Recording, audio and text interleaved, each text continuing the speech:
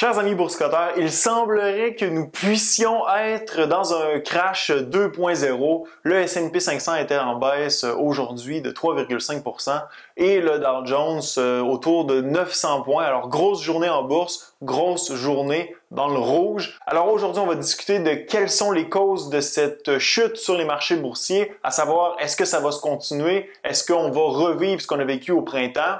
Avant que je commence, je vous demanderai s'il vous plaît de vous abonner à la chaîne. Vous avez simplement à cliquer sur le bouton s'abonner en bas à droite et sur la petite clochette qui se trouve juste à côté. N'oubliez pas aussi de donner un j'aime à mon vidéo, ça aide à promouvoir la chaîne. Alors, qu'est-ce qui se passe présentement sur les marchés? Eh bien, la raison principale, vous vous en doutez, c'est bien évidemment la crise sanitaire. Alors, il semblerait que nous sommes officiellement entrés dans la deuxième phase de la crise sanitaire. Alors, on a eu la première phase au printemps, mars, avril, mai. Alors, cet été, on a eu un petite accalmie, mis à part aux États-Unis où eux ont eu une deuxième vague pratiquement au milieu de l'été. Alors les États-Unis se retrouvent en troisième vague. Nous ici au Québec, on est en deuxième vague. Alors ça se déroule un peu partout dans le monde et bien évidemment, les autorités réagissent en réintroduisant des mesures de confinement qui, comme on le sait, sont très nocives pour l'économie. Bon, c'est bon pour la santé publique, mais c'est très nocif pour l'économie parce que les entreprises sont fermées. Alors là, on n'a plus de revenus, les gens sont mis à pied, les entreprises font faillite. Alors, on voit bien évidemment le nombre de cas qui augmente en flèche un peu partout dans le monde. On a vu aujourd'hui la France qui a réagi fortement en reconfinant entièrement le pays. Alors, on a un reconfinement aussi partiel en Allemagne. Au Québec, on l'a vu aussi, les mesures de confinement se prolongent dans plusieurs régions pour encore un mois supplémentaire. Bien évidemment, ça va avoir des conséquences sur l'économie. On s'inquiète sur qu'est-ce qui va se passer, beaucoup d'incertitudes. Par contre, il faut mentionner que oui, on a une augmentation importante du nombre de cas, mais au niveau de la mortalité, eh bien, c'est pas aussi grave que c'était au printemps. C'est pas une raison non plus pour ne rien faire par rapport à ce qui se passe actuellement, mais bon, il faut être conscient de ça aussi. Alors présentement, les marchés sont très nerveux par rapport à ce qui va se passer au niveau économique, par rapport aux revenus des entreprises. Et puis là, on est en train de réviser les prévisions qu'on avait faites. Donc, évidemment, on avait prévu un bon troisième trimestre, ce qu'on a vu pour certaines entreprises qui ont dévoilé leurs résultats au cours de la semaine et qui vont continuer de le faire au cours de la semaine. D'ailleurs, demain, Apple, Facebook, Google vont dévoiler leurs résultats. On va voir ce qui se passe de ce côté-là. Mais on s'inquiète pour le quatrième trimestre parce qu'on prévoyait encore une prolongation de la reprise au quatrième trimestre et bien sûr un retour vers la quasi-normale au premier trimestre, deuxième trimestre de 2021. Alors, possiblement que ce retour à la normale va être décalé dans le temps et ben, ça se transpose sur les marchés boursiers qui deviennent de plus en plus inquiets. Parallèlement à ça, la deuxième cause de la volatilité sur les marchés, c'est bien évidemment l'élection qui approche à grands pas, donc qui va être la semaine prochaine, l'élection américaine bien sûr. Alors d'un côté, on a la possible élection des démocrates avec Joe Biden à la présidence et bien sûr, on aurait un balayage par exemple d'une vague bleue au Congrès, donc à la Chambre des représentants et au Sénat. Alors dans ce cas-là, certains agents sur les marchés le voient d'une façon positive, d'autres d'une façon négative. Bien sûr, si Biden est élu, on va avoir beaucoup plus de taxes, mais on a une certaine stabilité, peut-être politique au niveau international, donc possiblement qu'on va avoir un apaisement dans les relations commerciales avec la Chine. Et de l'autre côté, bon, on a Donald Trump. Bien sûr, si Donald Trump reste au pouvoir, du côté des taxes, on n'aura pas d'augmentation significative, mais on a une certaine volatilité associée, bien sûr, à sa gestion des politiques internationales, des politiques commerciales. On sait qu'on a eu des collisions importantes entre les États-Unis et la Chine au cours des dernières années et ça risque de se continuer si Trump reste au pouvoir. Donc, c'est un facteur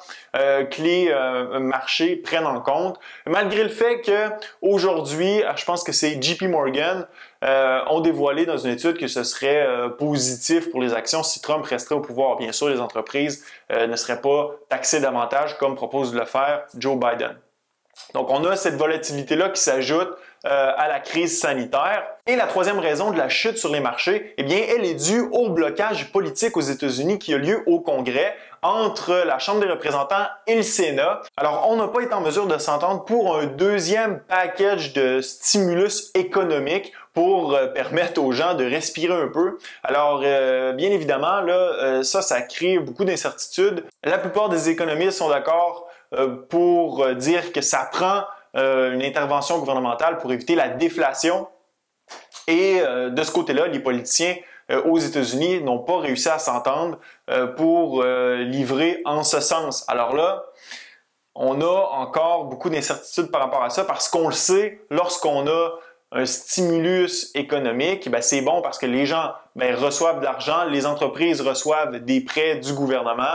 Alors là, dans ce sens-là, ils peuvent continuer leurs opérations, embaucher des gens, les gens ont des revenus, les revenus sont dépensés dans d'autres entreprises. Alors là, ça fait un cycle de dépenses comme ça qui, bien sûr, arrive à l'arrêt dans ce cas-ci lorsque l'argent qui a été mis dans l'économie par le gouvernement est épuisé totalement, ce qui est le cas présentement ou qui va l'être au cours des prochaines semaines. Alors de ce côté-là, le blocage politique n'aide pas du tout et ça risque d'être résolu seulement après l'élection. Donc, on a encore un bon moment à patienter de ce côté-là. Maintenant, est-ce que je pense que ce mouvement à la baisse va se poursuivre ou on va avoir une situation qu'on a eue au mois de mars, où jour après jour, on avait des baisses de 3, 4, 5, même on a eu des 7%, où on a eu à utiliser les circuit breakers qu'on appelle, donc les freins d'urgence sur les marchés boursiers pour éviter que ça baisse davantage. À mon humble avis, non. Pourquoi? Eh bien, la raison, c'est qu'on a notre frein d'urgence qui, cette fois-ci, n'est pas un frein mis sur les marchés boursiers par exemple, la bourse de New York, mais c'est notre frein d'urgence, c'est la Réserve fédérale américaine. Jerome Powell a réaffirmé à plusieurs reprises qu'il avait les outils pour agir si on avait de la panique sur les marchés boursiers et qu'il était prêt à le faire si on avait de la panique sur les marchés boursiers. Alors, c'est fort possible que si on voit ce mouvement à la baisse continuer, qu'on ait une intervention de la Fed, donc la Fed reprenne ses achats d'obligations américaines, que la Fed injecte davantage d'argent pour acheter des obligations corporatives pour les aider à passer à travers la crise. En fait, ce qui arrive, c'est que les entreprises émettent de la dette et cette dette est achetée par la Réserve fédérale américaine. Donc, ça s'ajoute au bilan de la Fed. Alors, on risque de voir le bilan de la Fed augmenter grandement, bien sûr, si le mouvement à la baisse se poursuit sur les marchés. Quel genre de stratégie à adopter dans ce genre d'environnement d'incertitude où on a le VIX qui est remonté à 40? Eh bien, pour ma part, je ne vends rien, je conserve mes positions, je suis assez confiant que le marché ne devrait pas s'effondrer et même que ça peut être une bonne opportunité pour augmenter certaines positions. Alors, on le sait, on est toujours mieux d'acheter lorsque ce sont des journées négatives que positives. Alors, on achète lorsque c'est moins cher, lorsque c'est en vente. Et dans ce cas-ci, on a eu des belles baisses au cours de la dernière semaine. Les actions ont baissé de 5% sur le S&P 500. Alors, c'est peut-être le temps de profiter de certaines aubaines dans les entreprises dans lesquelles vous avez confiance. Bien sûr, les secteurs de la bourse qui sont le plus affectés, eh bien, ce sont les entreprises qui sont victimes de la crise sanitaire, les hôtels, les compagnies aériennes, tout ce qui est voyage, tout ce qui est divertissement, cinéma, etc.